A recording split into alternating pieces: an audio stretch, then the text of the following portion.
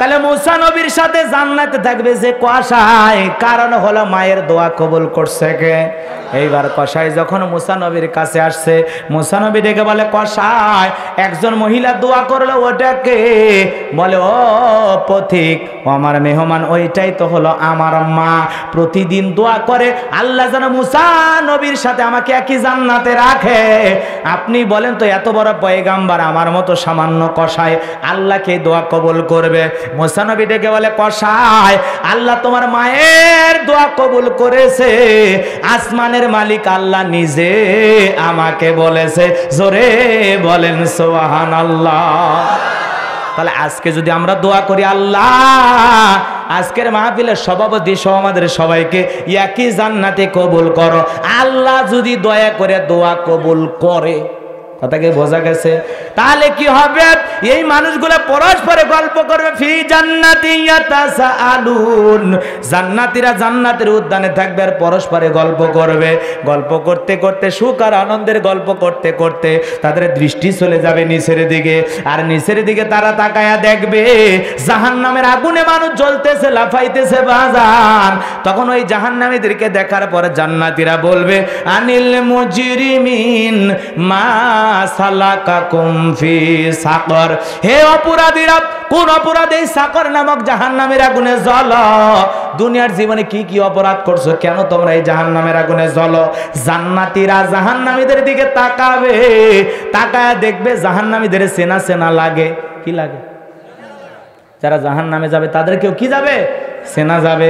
তোমাকে তো দেখে মনে হয় পাইকরতলি বাজারে তোমার দোকান ছিল, তোমাকে দেখে তো মনে হয় সোনামুখী বাজারে তোমার দোকান ছিল, তোমাকে দেখে তো মনে হয় তোমার বাড়ি কাজীপুর ছিল, তোমাকে দেখে তো মনে হয় তোমার বাড়ি পাইকরতলি ছিল, তোমাকে দেখে মনে হয় একই গ্রামে আমরা বসবাস করতাম। এইভাবে লোকজন চিনতে পারবে একে অপরকে। তখন ওই লোকগুলো বলবে, তোমরা আজকে কেন জাহান্নামের আগুনে জ্বলো? দুনিয়ার জীবনে কি অপরাধ করছো, কোন অপরাধের কারণে জাহান্নামের আগুনে জ্বলতেছো? ওই লোকগুলো তখন জাহান্নামের আগুনে জ্বলবে, আর তারা তাদের 4টি অপরাধের কথা স্বীকার করবে। কয়টি? আরো জোরে বলেন কয়টি? মাজানুগো আমার, যেই জাহান্নাম বড় কঠিন জায়গা বাজান। আল্লাহ রাব্বুল আলামিন বলেন, ইয়াউমা তুকাল্লাবু ওয়ুজুহুহুম ফিন্নার, সেদিন জাহান্নামের আগুন দিয়ে মানুষের চেহারাগুলো ওলটপালট করে পুড়িয়ে ফেলা হবে। মানুষগণ জাহান্নামের আগুনে জ্বলবে, জ্বলতে জ্বলতে পুড়তে পুড়তে প্রত্যেকটা মানুষের চেহারা হয়ে যাবে কয়লার মতো কালো। জোরে বলেন নাউযুবিল্লাহ। আল্লাহ রাব্বুল আলামিন বলেন, ইন্না জাহান্নামা কানাত মিরসাদা। আরো জোরে বলেন আল্লাহু আকবার। আল্লাহ রাব্বুল আলামিন বলেন, নিশ্চয়ই জাহান্নাম একটা ফাঁদের নাম। কার নাম? আরো জোরে কোন, আরো জোরে বল। মন খারাপ করছেন? আল্লাহ রাব্বুল আলামিন বলেন, ইন্না জাহান্নামা কানাত মিরসাদা, জাহান্নামী অবাধ্য বান্দাদের জন্য ওত পেতে রয়েছে। জাহান্নাম ওত পেতে রয়েছে। জাহান্নাম একটা ফাঁদের নাম বাজান। ওই জাহান্নাম আল্লাহর অবাধ্য বান্দাদের জন্য প্রস্তুত করে রাখা হয়েছে। আল্লাহ রাব্বুল আলামিন বলেন, লিত্তাগিনা মাআবা, এই জাহান্নামীদেরকে ধরার জন্য অপেক্ষায় আছে। আরে জাহান্নামের আগুনে যারা যাবে, এটা হলো অবাধ্য আল্লাহর অবাধ্য বান্দাদের থাকার স্থল। যেই জাহান্নামের ভিতরে তারা থাকবে, লাবিসিনা ফিহা আহকাবা, সেখানে তারা যুগ যুগ অবস্থান করবে, এখানে যুগের পর যুগ কাটায়া দেবে। এরপরে আল্লাহ রাব্বুল আলামিন বলেন, ওই জাহান্নামীরা যখন জাহান্নামের আগুনে জ্বলবে বাজান, জাহান্নামের আগুনে জ্বলতে জ্বলতে তাদের চেহারা হয়ে যাবে কয়লার মতো কালো। ওই জাহান্নামীরা তখন জাহান্নামের আগুনে জ্বলতে জ্বলতে পুড়তে পুড়তে, ওই জাহান্নামের আগুনে জ্বলতে জ্বলতে এমন তৃষ্ণা লাগবে, এমন তৃষ্ণা লাগবে, তখন জাহান্নামীরা আল্লাহ রাব্বুল আলামিনের কাছে তাদের ক্ষুধার কথা বলবে, আর দেখে বলবে, আল্লাহ খাবার দাও, খাবার দাও, খাবার দাও। জাহান্নামীরা যখন বারবার খাবার চাইবে, আল্লাহ রাব্বুল আলামিন তখন জাহান্নামীদেরকে, জাহান্নামের তলদেশে আবাদ হবে জাহান্নামীদের খাবার। ওই খাবারটা হবে কাঁটাযুক্ত ফল। কি যুক্ত? সূরা সফাতের ভিতরে বলা আছে বাজান কাঁটা যুক্ত ফল, চতুর্দিকে কাঁটা থাকবে, কাঁটা থাকবে। এই জাহান্নামীরা যখন বারবার বলবে আল্লাহ জাহান্নামের আগুনে জ্বলতে জ্বলতে পুড়তে পুড়তে ক্ষুধার যন্ত্রণা লাগছে, আল্লাহ ক্ষুধার সহ্য করতে পারি না, আমাদেরকে খাবার দাও খাবার দাও, তখন আল্লাহ ফেরেশতাদেরকে অর্ডার করবে আমার জাহান্নামী বান্দাদেরকে জাহান্নামের ফল খাওয়াইতে দাও। ওই জাহান্নামের তলদেশ থেকে জাহান্নামীর বান্দাদের জন্য যখন কাঁটাযুক্ত ফল হাজির করা হবে বাজান, ওই ফলটা জাহান্নামীরা পাওয়া মাত্রই জাহান্নামীরা খাওয়া শুরু করবে। আর ওই ফলটা যখন গলার ভিতরে দেবে, ওই ফলটা জাহান্নামীদের গলার মাঝামাঝি আটকে যাবে, ভিতরেও যাবে না বাহিরেও যাবে না। তখন জাহান্নামীরা বারবার চিৎকার মেরে কাঁদবে, চিৎকার মেরে কাঁদবে, আর মনে করবে আল্লাহ এ কেমন ফল খাওয়াইতে দিলাম মালিক, যেইটা গলার মাঝামাঝি আটকে গেছে, ভিতরেও যায় না বাহিরেও আসে না। জাহান্নামীরা তখন চোখের পানি ছেড়ে দিয়া কাঁদবে আর চিৎকার মারবে, যত গলা নাড়াচাড়া করবে কাঁটাটা তেমনি ফুটবে বাজার। তখন জাহান্নামীরা হঠাৎ তাদের মনে পড়ে যাবে দুনিয়ার কথা, যে দুনিয়াতে গলায় কিছু আটকে গেলে পানি খাইলে ভালো হয়। তখন জাহান্নামীরা ডেকে বলবে আল্লাহ তোমার ফেরেশতারা এমন একটা ফল খাওয়াইতে দিছে মাওলা, গলার মাঝামাঝি আটকে গেছে, ভিতরেও যায় না বাহিরেও আসে না, আল্লাহ আমাদের কি অবস্থা হবে, কি অবস্থা হবে। আল্লাহ তুমি আমাদের পানির ব্যবস্থা করো, পানির ব্যবস্থা করো। আল্লাহ রাব্বুল আলামিন তাদেরকে কি মিনারেল ওয়াটার, ফ্রিজের ঠান্ডা পানি দেবে? দেবে না, দেবে না। আল্লাহ রাব্বুল আলামিন বলেন লা ইয়াযুকুনা ফিহা বারাদাও ওয়ালা শারাবা। আল্লাহু আকবার। তাদেরকে এমন কোন ঠান্ডা পানি দেওয়া হবে না যেই পানি খাওয়ার পরে তারা তৃষ্ণা মিটাইতে পারবে। তাদের জন্য কোনো সুন্দর ঠান্ডা পানির ব্যবস্থা থাকবে না, থাকবে না। কেমন পানি খাওয়াইতে দেবে? পর রাতে আল্লাহ রাব্বুল আলামিন বলেন ইল্লা হামিমাউ ওয়া গাসসাকা, তাদের জন্য এমন উত্তপ্ত গরম পানি থাকবে, এমন ফুটান্ত পানি থাকবে বাজান গমার পুষ ব্যতীত অন্য কিছুই নয়। ওই ফুটান্ত গরম পানি যখন জাহান্নামীদের কাছে নিয়ে আসা হবে, জাহান্নামীদেরকে যখন ওই ফুটান্ত গরম পানি দেওয়া হবে বাজান, আমার কথা নয় আল্লাহর কোরআন সূরা নাবা, সেখান থেকে বলতেছি বাজান ইল্লা হামিমা ওয়া গাসসাকা, জাহান্নামীদেরকে উত্তপ্ত ফুটান্ত গরম পানি দেওয়া হবে, যেটা পুষ ব্যতীত অন্য কিছুই নয়। ওই জাহান্নামীরা যখন ফুটান্ত ওই পুষ মাখা রক্ত মাখা দুর্গন্ধযুক্ত পানি এমন ফুটান্ত আর গরম, ওই পানিটা যখন জাহান্নামীরা খাইতে যাবে বাজান, একবার খাওয়া মাত্র জাহান্নামীদের লারি ভুড়ি গুলো গলে গলে পড়বে। তাদেরকে বলা হবে আনিল মুজরিমিন, হে অপরাধীরা, মা সালাকাকুম ফি সাকর, কোন অপরাধে সাকর নামক জাহান্নামের আগুনে জ্বলো। সাকর একটা জাহান্নামের নাম, বোঝা গেছে বাজান। তাদেরকে যখন বলা হবে তখন তারা তাদের 4টি অপরাধের কথা স্বীকার করবে। কয়টি? 4টি। তাদের 1 নাম্বার অপরাধ ক্বালু লাম নাকু মিনাল মুসাল্লিন। আরো জোরে বলেন আল্লাহু আকবার। তাদের 1 নাম্বার অপরাধ, তারা বলবে ক্বালু লাম নাকু মিনাল মুসাল্লিন, আমরা দুনিয়াতে সালাত আদায় করতাম না, মুসল্লি ছিলাম না, নামাজ পড়তাম না। তাহলে জাহান্নামের আগুনে যারা জ্বলবে তাদের 1 নাম্বার অপরাধ, আমরা দুনিয়াতে নামাজি ছিলাম না। আর এই জাহান্নামের আগুন যারা জ্বলবে সেই জাহান্নামের নাম সাকর। কি না? সাকর, সাইর, লাজা, হুতমা, জাহিম। কথা কান, এগুলো জাহান্নামের নাম আছে না নাই? যে জাহান্নামের 1 ইঞ্চি জায়গা ফাঁকা নাই যার মধ্যে আগুন নাই। দুনিয়ার আগুনের চাইতে জাহান্নামের আগুনের স্পিরিট 70 গুণ বেশি। এই আগুনই সহ্য হয় না, এই সূর্যের তাপ সহ্য হয় না, এর চাইতে যদি স্পিরিট আরো 70 গুণ হয়। এ যুবক, মোটর সাইকেল চালাও, 10-এ গাড়ি ওঠে, 20-এ গাড়ি ওঠে, বোঝো না? তাহলে 70-এ তুললে গাড়ি কি আসতে যায় না জ্বলে যায়? এ কথা কন না কে? এটা বোঝেন। আর জাহান্নামের আগুনের যদি স্পিরিট এই দুনিয়ার আগুনের চাইতে 70 গুণ বেশি হয়, তাহলে জাহান্নামীরা জ্বলবে পুড়বে, আরাম পাবে নাকি আযাব আরো বাড়বে? আগুনের ভয়াবহতা কত কঠিন, কত লেলিহান চিকা, জাহান্নামের আগুনে জ্বলবে, অপরাধীরা পূর্বে আগুনের ফুলকির উপরে লাফাবে, আবার পূর্বে আবার জ্বলবে, চিৎকার মারবে, আহাজারি করবে, কান্নাকাটি করবে, কিন্তু জাহান্নামীদেরকে বের করা হবে যারা বেঈমান নাফরমান। আর যাদের ঈমান আছে, আল্লাহ যদি দয়া করে বের করে, সেটা আলাদা হিসাব। কথাকে বোঝা গেছে? এগুলো অনেক আলোচনা, আমি ওইদিকে যাব না। মন খারাপ করছেন? তাই বলে কি ঈমান থাকলে জাহান্নামে যাওয়ার দরকার আছে? আমল করে, নেক আমল করে আল্লাহকে খুশি করে জান্নাতি হতে চায়। এ যুবক, এ যুবক, গভীর মনোযোগ দিয়ে গুনাহগারের কথাগুলো শুনে যাও। আমি গোলাম রব্বানী আপনাদেরকে শেষ রজনীতে একটু বোঝানোর চেষ্টা করতেছিলাম। তাহলে সাকর নামক জাহান্নামের আগুনে যারা জ্বলবে, তখন তারা তাদের অপরাধের কথা স্বীকার করবে। ক্বালু লাম নাকু মিনাল মুসাল্লিন, দুনিয়াতে সালাত আদায় করতাম না, সালাত আদায় করতাম না। ও ভাই, ঠিকই আছে, কাজীপুর বাজারে আমরা একই জায়গায় ব্যবসা করেছিলাম।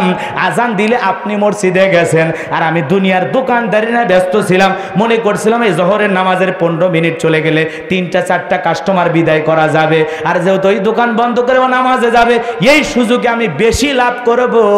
এই যে দুনিয়ার লোভ, কথা কন না, আলহাকুমুত তাকাসুর হাত্তা যুরতুমুল মাকাবির, এই যে দুনিয়ার প্রাচুর্যের প্রতিযোগিতা, লোভ লালসার প্রতিযোগিতা, দুনিয়ার মায়া জালে পইরা যে আরো চাই টাকা, আরো চাই বাড়ি গাড়ি জমি সম্পদ, কথা কন, এই দুনিয়ার লোভ লালসার প্রতিযোগিতায় পড়েছিলাম। এই প্রতিযোগিতা থামবে কখন? গাড়ি বাড়ি চাওয়া, এই লোভ লালসা থামবে কখন? হাত্তা যুরতুমুল মাকাবির, যখন ওই ব্যক্তি কবরে ঢুকবে। আরে কবরে ঢোকার পর কবরের মাটি যখন মুখের ভিতরে ঢুকবে, সেই দিন মানুষের আকাঙ্ক্ষা স্বাদ মিটে যাবে, তার আগে স্বাদ মিটবে না। যাই বাংলাদেশের মনে করেন, কথার কথা, একটা মেম্বার সে চাই চেয়ারম্যান হতে, চেয়ারম্যান চাই উপজেলা চেয়ারম্যান হতে, উপজেলা চেয়ারম্যান চাই এমপি হতে, এমপি চাই মন্ত্রী হতে, আর প্রধানমন্ত্রী হতেও চাই মন্ত্রী। কিন্তু বাংলাদেশে এটা চান্স নাই। কথা কর না কে? যারা আছে ওই হয়া থেকে তাই দেখতেছি, হয় আপা না হয় ভাবি, কথা কন, হয় বগুড়া আর না হয় গোপালগঞ্জ, কথা কন না কে? ওনারা থাক, আল্লাহ যতদিন হায়াত দিচ্ছে থাক, দোয়া করে। আমরা তো পুরুষ থাকেও নাই, কথা কন না কে? আমরা এদেশে ঘর জামাইয়ের মতো, কথাকে বোঝা গেছে বাজান? উপায় নাই, উপায় নাই, যতদিন বাঁচবে ততদিন তারাই ক্ষমতায় থাকবে। আমরা দোয়া করি যেইভাবে দেশের উন্নতি হচ্ছে, উন্নয়ন হচ্ছে, আরো এগিয়ে যায়, কথা কন, আরো এগিয়ে যাক। দেশের উন্নতি হলে আমাদেরও উন্নতি হবে, তবে উন্নতির পাশাপাশি দুর্নীতিও আছে না না। অনেক নেতার বাড়িতে অভিযান চালায়া টাকা দেখছো না, খবরে দেখছো? একজন তাই খবরে ওই যে বক মনে করেন ওই সিন্ধুকের ভিতর থেকে টাকাগুলো বের করছে না, লক্ষ লক্ষ টাকা, লক্ষ লক্ষ টাকা। একজন কচ্ছে হুজুর খালি দেখতেছি আর কান দিচ্ছি, দেখছি আর কে কি হয়েছে। একটা বার যদি দেশের একটা নেতা হতে পারতাম, কপাল খুলে যেত হুজুর, কি টাকার বান্ডিল গো, কথা কন না। ওই দুনিয়ার 2 টাকা দেখে লাভ আছে? দুনিয়ার দুর্নীতি করে কোটিপতি হয় লাভ আছে? মালিক ড্রাইভার 100 কোটি টাকার মালিক এখন কোন জায়গায়? জেলখানায়, কথা কন। রিজেন্ট হাসপাতালের মালিক 60 কোটি টাকার মালিক এখন কোথায়? পাপিয়া ম্যাডাম পাপের সাগরে মানুষকে ডুবাইছে, এখন কোথায়? তে বিদায় এই দেশে মোটামুটি দেখা যাচ্ছে যারাই দুর্নীতি করে একটু খাওয়া মানে গলা পর্যন্ত গেছে, তারপরে করছে বগুড়ের দই খামো, তখন করছে খাওয়া তো খিলেছি, কথা কন না। ধরা ধরছে নেতার টাকা, পিস্তল, মালের বোতল সব পাওয়া যায়, কথা কন। এই জন্য দুর্নীতিবাজদের ছাই নাই। প্রধানমন্ত্রীর একটা কথা, আমার অনেকগুলো কথা ভালো লাগে, তার মধ্যে এই কথা মাননীয় প্রধানমন্ত্রী বলছে, আমার দেশের যুব সমাজকে নিশা খাওয়ায়া ধ্বংস করবা, এদেশে ফেন্সিডিল খাওয়ায়া, মদ খাওয়াইয়া, ইয়াবা বিক্রি করে ধ্বংস কইরা কোটি কোটি টাকার প্রাসাদ করবা, হবে না। এ সমস্ত মাদক দুর্নীতিবাজ ব্যবসায়ীদেরকে ধরা হবে, ছাড় দেওয়া হবে না, কথা কন ঠিক কিনা? ঠিক বলেছেন, এইগুলো তো আমরা দেখতেছি, কথা কন ঠিক কিনা? এ ভাইজান আমার গভীর মনোযোগ দিয়ে শুনেন, কোন কথা বলতে চাচ্ছিলাম মনে আছে? তাহলে ওই লোকগুলো ডেকে বলবে আমরা একই বাজারে ব্যবসা করেছিলাম, আপনি দোকান বন্ধ করে আজান হলে মসজিদে গেছেন, আমি যাই।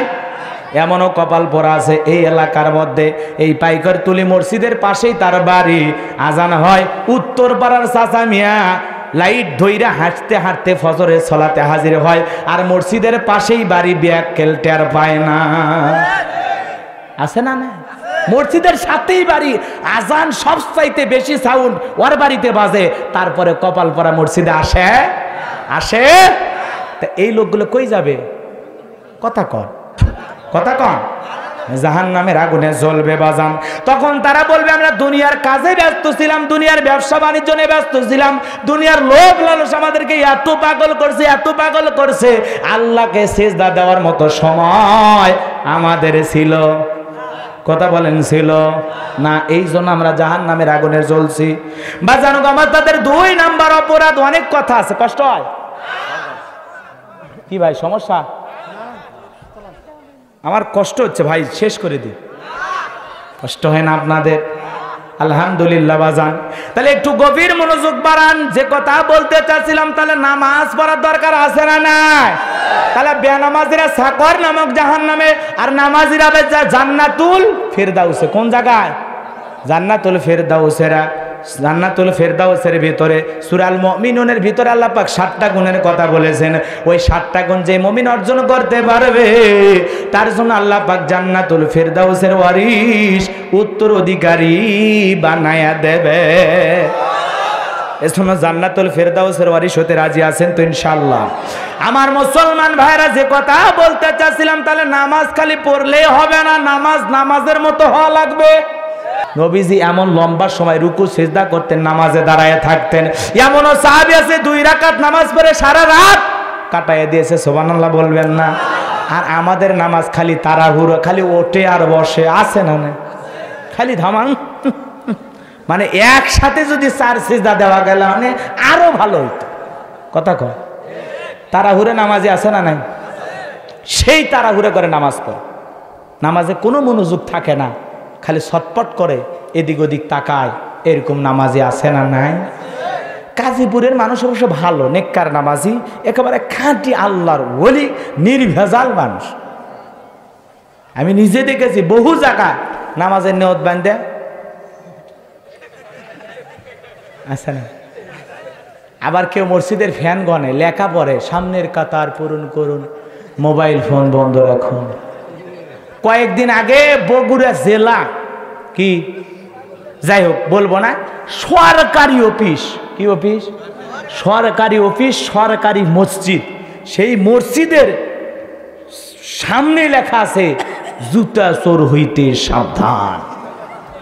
এটা সরকারি অফিসে, যেখানে প্রশাসনের লোকেরা নামাজ পড়ে, সেই মসজিদের সামনে যদি লেখা থাকে জুতা চোর হইতে সাবধান, বাকি মসজিদের কি খবর? তো জুতাই খুঁজে পাওয়া যাবে না। কথা কন না? তাহলে প্রশাসনের লোকেরা জুতা চোর ঠেকাবার পারতেছে না, সাইন করতেছে। কি দেশে? এজন্য নামাজিরা কখনো জুতা চুরি করে না। আমি বাইতুর রহমান সেন্ট্রাল জামে মসজিদে গত কয়েকদিন আগে ওই জয়পুর হাট থেকে লোকজন দাওয়াত দিবে আসছে, আমি বাইরে স্যান্ডেল আগে গেছি, পরে এসে দেখি স্যান্ডেলই নাই। আমি এই জীবনে কমপক্ষে 6 জোড়া স্যান্ডেল হারাচ্ছি খালি মসজিদ থেকে। কোত্থেকে? মসজিদ থেকে। আচ্ছা করছে জুতার দামি মেলা না, কি করছে? দামি জুতা না বাবা, বলে 300-400 টাকা, ওই হলেও জুতো চুরি হয়, নতুন হলেই মানুষ নিয়ে যায়। কথা কর না গে? তাহলে বাজান, যারা মসজিদে যায় জুতা চুরি করে, ওরা নামাজি না বেনামাজি? বেনামাজি। নামাজি সাইজা জুতা চুরি। আগে মসজিদের মাইক চুরি হইতো না? কারা চুরি করে? নামাজি। কথা কন না খে? বেনামাজি। আল্লাহর আজান যেই মাইক দেওয়া হয়, সেই মাইক যারা মসজিদ থেকে চুরি করছে মানুষ। কথা কন? মানুষ। ভাইরা আমার, লম্বা হয়ে যাবে, আমি লম্বা করব না, কষ্ট দেব না গাজীপুরের মুসলমান। তাহলে যে কথা বলতে চাচ্ছিলাম, নবীজি এমন ভাবে নামাজ আদায় করতেন, সাহাবা ইকরাম কিভাবে নামাজ আদায় করতেন, অনেক কথা হবে, লম্বা আমি করব না। এজন্য নামাজে আমাদের মনোযোগ বাড়ানোর দরকার আছে না নাই? আল্লাহ রাব্বুল আলামিন বলেন, ক্বাদ আফলাহাল মুমিনুন আল্লাযিনা হুম ফি সালাতিহিম খাশিউন। অবশ্যই মুমিনেরা সফল হয়েছে, অবশ্যই মুমিনেরা সফল কাম হয়েছে যারা নিজেদের সালাত বিনয়ের সহিত, নম্রতার সহিত, আল্লাহর ভয় নিয়ে আদায় করে। আল্লাহু আকবার বলবেন না? কার ভয়ে নামাজ পড়বেন? রুকু সিজদা করবেন কার ভয়ে? এমন ভয় মনের মধ্যে আনতে হবে যে আমি আল্লাহর সামনে দাঁড়িয়ে নামাজ পড়তেছি। কার সামনে? অথবা এমন ভয় করতে হবে যে আমি নামাজ পড়তেছি, আসমান থেকে আল্লাহ তার কুদরতি দৃষ্টি দিয়ে দেখতেছেন যে আমি কিভাবে নামাজ পড়তেছি। সুবহানাল্লাহ। এমন ভয় নিয়ে যদি আমরা নামাজ পড়তাম, নামাজটা ঠিক হইতো না? কথা কোন ঠিক হইতো না? এখন আমরা নামাজে দাঁড়াইয়া গাও চুলকান শুরু করছে, আছে না নাই? মনে হয় চুলকানির মলম আগে লাগা, তারপর নামাজের দ্বারা। কথা কন আছে না নাই? মন খারাপ করছেন আপনারা। এখন আবার কেউ নামাজ পড়তে পড়তে মোবাইল পর্যন্ত কল রিসিভ করে, এরকম নামাজি আছে না নাই? আস্তে করে ধরে কয় আমি নামাজ পড়তেছি ভাই, পরে কল দে, আর নামাজ হবে। আবার যখন রমজান মাস আসে বাজান, ফতুয়া দেয় তারাবি মানেই তাড়াতাড়ি, কোনো কথা চলবি না, তারাবি মানেই তাড়াতাড়ি। জোরে কর নাউজুবিল্লাহ। তারাবি মানে তাড়াতাড়ি না ধীরস্থির? বিশ্রামের সহিত আদায় করতে হবে। আর আমার দেশের মুসলমানেরা 20 রাকাত নামাজ 20 মিনিটেই শেষ। কয় মিনিট? ওটা নামাজ পড়ছে না মেশিন চালু করছে? তাহলে এই 20 মিনিটে যদি 20 রাকাত নামাজ শেষ হয়ে যায়, চাচা ওই নামাজ আসমানের মালিক আল্লাহর কাছে কবুল হওয়া তো দূরের কথা, মসজিদের ছাদের উপর উঠছে। তেই নামাজ পড়ে জান্নাত। রসুল নামাজে দাঁড়ায় পা ফুলে যায়, এত লম্বা সময় রুকু দেন মনে হয় রুকু থেকে উঠবেনই না, এমন সিজদা দেন মনে হয় আর কোনোদিন সিজদা থেকে মাথা উঠাবেন না, আর রুকু থেকে মানে সোজাও হয় না। কি আছে? রুকুতে কি হয় না? সোজাও হয় না। এরকম মুসলমান আছে না নাই? রাগ করেছেন বাজান? কিছুই করার নাই। জীবনে এলাকায় দাওয়াত পাইলাম না, সমস্যা আছে। রিজেকের মালিক কি? মাঝে মাঝে এমন লম্বা সময় নবীজি সিজদা দিতেন, আম্মা জান আয়েশা ডেকে বলেন এমন লম্বা সময় নবীজি সিজদা দিতেন, মাঝে মাঝে মনে হয় বিশ্বনবী হয়তোবা কোনোদিন সিজদা থেকে মাথা উঠাবে না। জোরে কোন সুবহানাল্লাহ। আম্মা জান আয়েশা আরো ডেকে বলেন, নবীজি আমি এক রাতের বেলায় দেখি আমাদের বিছানা ভিজে গেছে। আমি মনে করলাম কলসির পানি বইরা অথবা পানি বইরা ভিজে গেছে, কিন্তু না না, আমি আয়েশা তাকায় দেখি নবীজি গভীর রাত্রিতে উইঠা চোখের পানি ছেড়ে দিয়ে এত কান্না করেছেন, এত কান্না করেছেন, নবীজির চোখের পানি দিয়া পুরো বিছানা ভিজে গেছে। জোরে কোন সুবহানাল্লাহ। আম্মা জান আয়েশা ডেকে বলেন, আমি শুনলাম নবীজি শুধুমাত্র কেবলমাত্র উম্মতের জন্য কান্দেন। তাহলে যেই নবী সিজদা দেন লম্বা সময়, যে নবী সিজদা দেন লম্বা সময়, রুকু করেন লম্বা সময়, এমনভাবে নামাজে দাঁড়িয়ে থাকতেন বিশ্ব নবীর পা মোবারক ফুলে যেতেন। জোরে কোন আল্লাহু আকবার। নবীজি এমন লম্বা সময় রুকু সিজদা করতেন, নামাজে দাঁড়ায় থাকতেন। এমনও সাহাবী আছে 2 রাকাত নামাজ পড়ে সারা রাত কাটায় দিয়েছে। সুবহানাল্লাহ বলবেন না? আর আমাদের নামাজ খালি তাড়াহুড়ো, খালি ওঠে আর বসে, আছে না না? খালি ধামাং। মানে একসাথে যদি 4 সিজদা দেওয়া গেল মানে আরো ভালো হইতো। কথা কয় তাড়াহুড়ো নামাজে আছে না নাই? সেই তাড়াহুড়ো করে নামাজ পড়ে, নামাজে কোনো মনোযোগ থাকে না, খালি ছটপট করে এদিক ওদিক তাকায়, এরকম নামাজি আছে না নাই? গাজীপুরের মানুষ অবশ্য ভালো, নেককার নামাজি, একেবারে খাঁটি আল্লাহর ওলি, নির্ভেজাল মানুষ। আমি নিজে দেখেছি বহু জায়গায় নামাজের নিয়ত বান্ধে আছে না। আবার কেউ মসজিদের ফ্যান গনে, লেখা পড়ে সামনের কাতার পূরণ করুন, মোবাইল ফোন বন্ধ রাখুন। কয়েকদিন আগে বগুড়া জেলা কি যাই হোক বলবো না, সরকারি অফিস, কি অফিস? সরকারি অফিস, সরকারি মসজিদ, সেই মসজিদের সামনে লেখা আছে জুতা চোর হইতে সাবধান।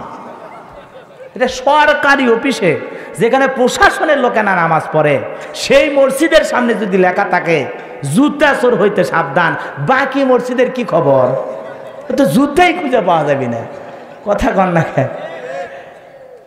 তাহলে প্রশাসনের লোকেরা জুতা চোর ঠেকাবার পারতেছে না, সাইন করতেছে। কি দেশে?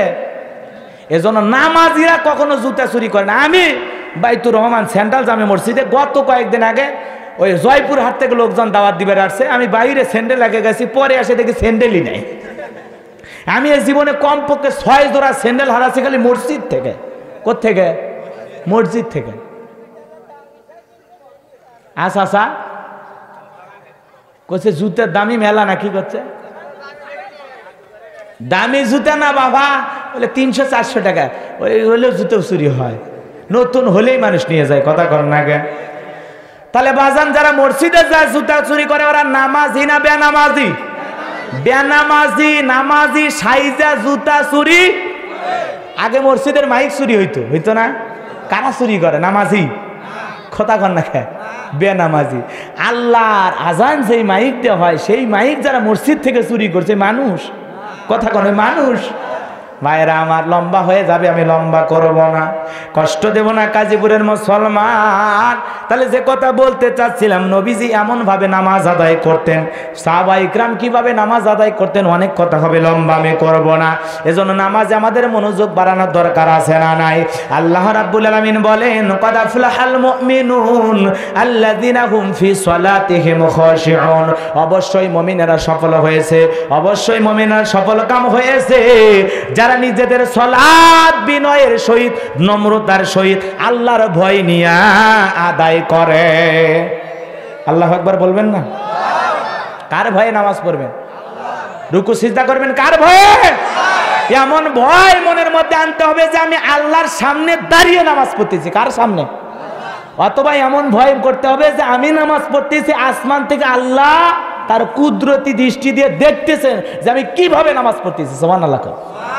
এমন ভয় নিয়ে যদি আমরা নামাজ পড়তাম, নামাজটা ঠিক হইতো না? কথা কান ঠিক হইতো না? এখন আমরা নামাজে দাঁড়াইয়া গাও চুলকান শুরু করছে, আছে না নাই? মনে হয় চুলকানির মলম আগে লাগা, তারপর নামাজের দ্বারা। কথা কন আছে না নাই? মন খারাপ করছেন আপনারা।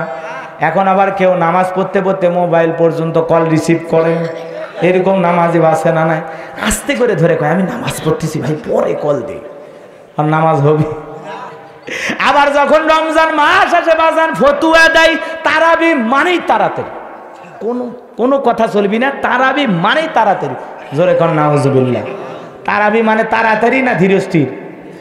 বিশ্রামের সহিত আদায় করতে হবে। আর আমার দেশের মুসলমানেরা 20 রাকাত নামাজ 20 মিনিটেই শেষ। কয় মিনিট? ওটা নামাজ পড়ছে না মেশিন চালু করছে? তাহলে এই 20 মিনিটে যদি 20 রাকাত নামাজ শেষ হয়ে যায়, চাচা ওই নামাজ আসমানের মালিক আল্লাহর কাছে কবুল হওয়া তো দূরের কথা, মসজিদের ছাদের উপর উঠছে। এই নামাজ পড়ে জান্নাত।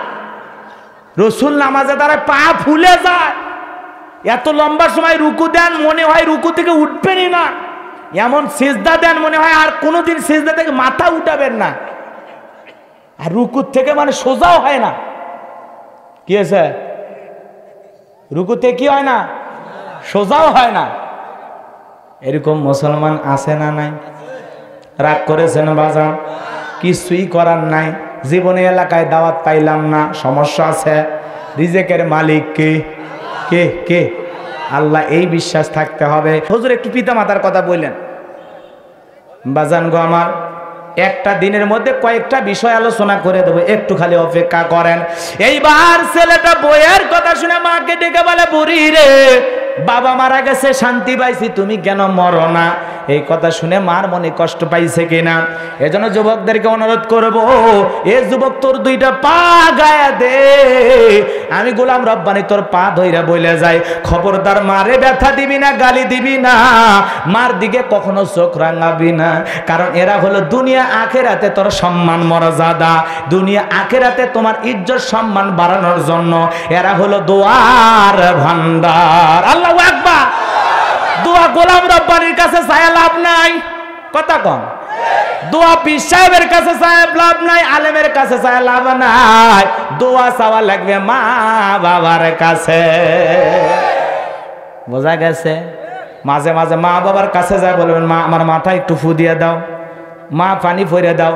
আমি গোলাম রব্বানি যদি পুরো কোরআন শরীফ মুখস্থ কইরা এই পানির মধ্যে ফু দিয়া দে, আর আপনার মা বাবা খালি আমি না, বাংলাদেশের বড় বড় যত বক্তা আছে সব বক্তা যদি এই বোতলের পানিতে ফু দেয়, আর আপনার মা আপনার বাবা যদি একবার সুবহানাল্লাহ বইলা পানিতে ফু দেয়, এইটা খাইলে যে উপকার হবে, সব হুজুর এক জায়গায় পানিতে ফু দিলে সেই রকম উপকার হবে না। কথা কি বোঝা গেছে? রাগ কইরেন না। এজন্য দোয়ার ভান্ডার কে? দোয়ার খনি কে? সেই মা বাবার সাথে দোয়া নেওয়ার দরকার আছে না নাই? নেবেন তো ইনশাআল্লাহ। অনেকে কয় হুজুর দেখতে মনে চায় না, আছে না নাই? আরে যারে মারে দেখতে মনে না চায়, একটা বার চিন্তা করো এই দক্ষিণী মা তোমারে কত কষ্ট করে পেটের মধ্যে রাখছে, এইবার ছেলেটা রাগ কইরা মার পেটের উপরে মারছে জোরে একটা লাঠি বাজান। দক্ষিণী মা দুইটা চোখের পানি ছেড়ে দিয়ে কান্দের বলে বাবা এই পেটের উপরে লাথি মারলি একটা বার কি তুই জানতে চাইলি না আমি মা সত্যি কি কোনো অপরাধ করেছে কিনা রে বাবা? বইয়ের কথা শুনে আমার পেটে লাথি মারলি বাবা, যেই পেটে লাথি মারলি একটা বার কি তোর মনে পড়লো না ওই পেটের ভিতরে 1 নয় 2 নয় 10 মাস 10 দিন তোর রেখেছিলাম রে বাবা? শুধু তাই নয় রে বাবা, 8-9 মাস যখন তোরে গর্ভে রাখতাম, রাতের বেলা আমি ঘুমাইতে পারতাম না, দুইটা চোখের পানি ছেড়ে দিয়ে আমি কাঁদতাম। তখন তোর বাবা ডেকে বলেছে বিবি রে এত রাতের বেলায় কেন তুমি চোখের পানি ছেড়ে দিয়ে কান্দো, কি হয়েছে তোমার জানতে চায়? মা দুঃখিনী ডেকে বলে স্বামী তোমার সন্তান পেটের ভিতরে এমন জোরে নাড়াচাড়া করে, সন্তানের ব্যথায় আমি ঘুমাইতে পারি না। মা দুঃখিনী সন্তান পেটে নিয়ে রাতের পর রাত ঘুমাইতে পারে না, যে মা সন্তানকে পেটে নিয়ে রাতের বেলায় ঘুমাইতে পারে না, সারা রাত জেগে জেগে নফল নামাজ পড়লে যে সব হয় সেই সম পরিমাণ সব আল্লাহ মায়ের আমল নামায় লিখে দেয়। সুবহানাল্লাহ। মা ডেকে বলে বাবা তুই কি ভুলে গেছিস তোর জন্ম দেওয়ার সময় আমি কত কষ্ট সহ্য করেছিলাম? কত মাস সন্তান জন্ম দেওয়ার আগে বাবার বাড়িতে যখন চলে যাবে, রাতের আধারে স্বামীর দুইটা পা জড়িয়ে ধরে কান্দে, মার চোখের পানি যখন বাবার পায়ের ওপরে পড়েছে, বাবা লাভ দে ওইটা বলে বিবি রে এত রাতের বেলায় আমার পা ধরে তুমি কেন কান্নাকাটি করা বুঝলাম না। ডেকে বলে স্বামী কত মহিলা সন্তান জন্ম দিতে গিয়ে মারা যায়, আমার বড় ভয় লাগে আমি যদি মারা যাই তুমি আমারে মাফ করিয়া দিও। ও স্বামী এতদিন আমি তোমার সংসার করলাম, যদি কোনো ভুল হয়ে যায় তুমি আমারে মাফ করে দিও। এই নাও সংসারের চাবি তোমার হাতে বুঝাইয়া দিলাম, আল্লাহ যদি বেঁচে রাখে স্বামী আবারও দেখা হবে। এই কথা বলে মা দাই মারে ঘরে চলে যায়। প্রসবের এক একটা বেদনা দুনিয়ার বাসারা কেউ বুঝবে না। প্রসবের বেদনায় মা দাঁত মুখ কামড়ায়। মা যখন সন্তানকে জন্ম দেয় 1 বালতির মতো রক্ত মা শরীর থেকে ঢেলে ফেলে দেয়। কত মা জ্ঞান হারায়া ফেলে। কিছুক্ষণ পরে যখন মা দুঃখিনী হুঁশ ফিরে পায়, ডেকে বলে কই আমার সোনা মানিক আমার কোলে দাও। মা তখন সন্তানকে নিয়ে গালে মুখে চুমা খায় বলে বাঁচা দান বেঁচে থাক, আল্লাহ তোরে বড় মানুষ বানায়। ও বাবা আমার পেটে লাথি মারলি একটা বার কিছু আমার কথা মনে পড়লো না যে আমি তোর জন্য কত কষ্ট করেছিলাম। এই কথা বলেন সন্তান বাড়ির থেকে বের হয়ে গেল বাজান, মার আর কোনো খবর নিল না। দুঃখিনী মা অল্প কয়েকদিনের মধ্যে মৃত্যুবরণ করলো। মা দুঃখিনী যখন বিদায় নিয়ে চলে গেল, কিছুদিন যাইতে না যাইতে সন্তানের পায়ের মধ্যে ঘা দেখা দিয়েছে। ঘা, ওই ঘাটা পুরো শরীরে দেখা দিল। ওই ঘায়ের কারণে শরীরের গোস্ত কুলা পয়সা পয়সা শরীরটা এমন ভাবে কষানি ঝরতেছে, রক্ত ঝরতেছে বাজান, যেই দুর্গন্ধের কারণে চাকরি চলে গেল। প্রিয়তমা স্ত্রী ডেকে বলে, তোমার শরীরের যে অবস্থা তুমি আর বাঁচবা না, বিদায় আমার জীবন যৌবনটা তোমার মতো অসুস্থ স্বামীর জন্য নষ্ট করতে পারবো না। এই কথা বলে চলে গেলেন। বাজান গো, আমার গ্রামের লোকজন, পাড়া প্রতিবেশী সবাই ডেকে বলে, বাবা এত ডাক্তার কবিরাজ দেখাইলা, তোমার তো রোগ সারে না, তোমার ভিতরে যা ভাইরাস ধরা দিয়েছে, তোমার যে রোগ হয়েছে এটা এলাকায় ছড়িয়ে পড়ার আগে তুমি এই বাড়ি ছাইরে চলে যাও, তোমাকে আর এই গ্রামে রাখা যাবে না। এইবার ছেলেটা চলে গেল। যেখানে যায় মানুষ ধিক্কার মারে, থুতু দেয়, কোনো জায়গায় দাঁড়াতে দেয় না। একদিন ছেলেটা রাস্তার পাশে দাঁড়িয়ে আছে, তার ছোট্টবেলার শিক্ষক তার দিকে তাকাইয়া ডেকে বলে, বাবা তোমাকে দেখে আমার চেনা চেনা মনে হয়, তোমাকে দেখে আমার চেনা চেনা মনে হয়। বাবা তুমি মনে হয় ছোট্টবেলায় আমার কাছে স্কুলে পড়াশোনা করছো? বলে, হ্যাঁ স্যার। চিনতে পারছেন? বলে, বাবা তুমি তো ভালো ছাত্র ছিলে, শুনছিলাম বাবা তুমি নাকি লেখাপড়া সেইকে ভালো একটা চাকরিও পাইছিলা, আজকে কেন তোমার শরীরের অবস্থা? ওই ছেলেটা চোখের পানি ছেড়ে দিয়ে বলে, ও স্যার দুনিয়াতে সবচাইতে অভিশপ্ত সন্তান হলাম আমি। আমার মা তার সাথে এমন একটা বেয়াদবি করেছে স্যার, আপনি আমার কাছের মানুষ, আপনার কাছে বইলা যায়, আমার দুঃখিনী মার সাথে আমি এমন একটা বেয়াদবি করছিলাম, এমন একটা বেয়াদবি করছিলাম, বউকে খুশি করার জন্য আমি যে মার পেটে লাথি মারছিলাম, বউ আমার চলে গেছে, মা দুঃখিনী মারা গেছে, কিন্তু মা মুখে কোনো কিছু প্রকাশ করে নাই, মনের মধ্যে দুঃখ কষ্ট নিয়ে মারা গেছে। মা মনে হয় এমন ভাবে অভিশাপ দিয়েছে যার কারণে আমার আজকে এই অবস্থা। ও স্যার আমার মার পেটে লাথি মারছিলাম, এজন্য আমি দুনিয়ার সবচাইতে কুলাঙ্গার সন্তান, কারণ যেই পেটে মা কষ্ট করে আমারে রাখছিল, আমি কেমনে ওই মায়ের পেটে লাথি মারছিলাম। এজন্য তোমাদের বলে যায়, এ কাজীপুর সিরাজগঞ্জের যুবক ভাইয়েরা, যেই মার দিকে চোখ রাঙাও, ওই মা নিজের শরীরে রক্ত খাওয়াইয়া তোমারে বড় করছে। যেই মার দিকে চোখ রাঙাও, ওই মা নিজের স্তনের দুধ 2-2.5 বছর তোমারে খাওয়াইছে। শীতের রাত্রিতে কত পেশাব করে দিয়েছিলাম, মার শরীরটা মাইখা গেছে, পেশাব পায়খানা করে দিয়েছিলাম। ডানে পেশাব করলে মা বামে রাইখাছে, বামে পেশাব করলে মা ডাইনে রাইখছে।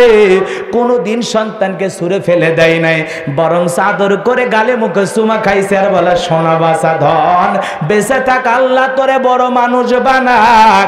যেই বাবা মা তার ঘাম পায়ে ফেলে তোমারে আমারে বড় করলো, নিজে ভালো পোশাক পরলো না, তোমারে পরাইছে আমারে পরাইছে। যেই বাবা মানুষের বাড়িতে কৃষি খেতে কাজ কইরা, যেই বাবা রিক্সা ভ্যান চালাইয়া, বাবার চেহারার দিকে তাকান যায় না, তাকান যায় না। যেই বাবা কাঁধে ভার বহন কইরা কাঠটা একটা দাগ পইরা গেছে, যেই বাবা রিক্সা চালায়া নিজের পায়ের নিচে ফোসার দাগ ফেলাইছে, যেই বাবা মিল ফ্যাক্টরিতে কাজ কইরা হাতে ফসকা ফেলাইছে, যেই বাবা নিজের জীবনের সৌন্দর্য সব কুরবানি কইরা তোমার জন্য জায়গা জমি, তোমার আবার ভবিষ্যৎ করার জন্য দিন রাত পরিশ্রম করছে, ওই দুঃখিনী মা বাবার মনে কেউ কষ্ট দেব না। কারা কারা আসি পিতা মাতার খেদমত করব, একবার দুহাত তুলে দেখান। আল্লাহ আমার সবাইকে, আমাদের সবাইকে পিতা মাতার খেদমতের জন্য কবুল করেন। জোরে কোন আমিন, জোরে বলেন আমিন, আর বলেন আল্লাহ আমাদের সবাইকে পিতা মাতার খেদমত করা তৌফিক দান করুন। পিতা মাতার মুখে হাসি ফুটানোর তৌফিক দান করুন। আমিন, জোরে বলেন, আরো জোরে বলেন। হাত নামান, কষ্ট পাইছেন? সবচাইতে নিঃস্বার্থভাবে পৃথিবীতে দুইজন মানুষ ভালোবাসে, একজনের নাম মা আর একজনের নাম হলো বাবা, যাদের ভালোবাসার মধ্যে কোনো স্বার্থ নিঃস্বার্থ ভালোবাসা শুধুমাত্র কেবলমাত্র দেয় মার বাবা। আর স্ত্রীর ভালোবাসার মধ্যে স্বার্থ আছে, সন্তানের ভালোবাসার মধ্যে স্বার্থ থাকতে পারে, বন্ধুর ভালোবাসার মধ্যে স্বার্থ থাকতে পারে, কিন্তু পিতামাতার ভালোবাসা নির্ভেজাল খাঁটি। কষ্ট পাইছেন মনে হয়? কষ্ট পাইছেন? কত কষ্ট করছে মা বাবা, বিরক্ত হয়েছেন মনে হয়। রক্তে ভাসিয়া যাতনাই কাঁদিয়া আনলে মাগো আমায় এই দুনিয়ায়, তোমার ঋণ আমি কি দিয়ে শোধাই মাগো, তোমার ঋণ আমি কি দিয়ে শোধাই, দেখেছি পৃথিবীতে প্রথম মায়ের মুখ। কথা কন না? তাহলে পিতা মাতার খেদমত করবেন তো ইনশাআল্লাহ।